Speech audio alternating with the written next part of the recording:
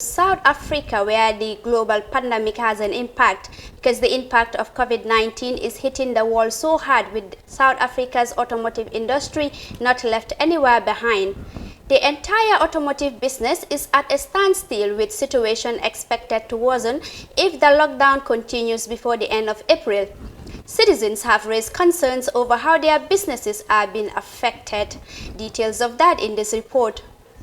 If the lockdown continues beyond the end of April, it could have severe repercussions in the auto sector. We've suspended production. There are no vehicles that are sold currently at all, nor are they maintained. Our export book is in bad shape because we are not able to send vehicles out of the country. So we cannot obviously afford any extension beyond the 30th of April. The entire automotive sector value chain is affected, specifically the smaller business in the crucial components sector.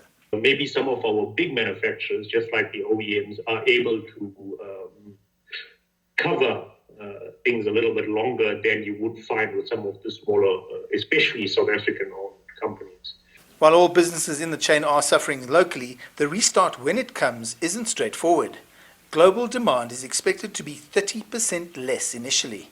Demand has slowed down, throughout the world for new vehicles, and we are seeing a situation where the return is definitely not going to be full scale. We'll certainly be looking at different permutations in terms of coming back into production. As the ramp-up of production begins, the auto sector will be focused on its viability. Biggest priority now is certainly to try and spare jobs as much as possible as we can. We don't want to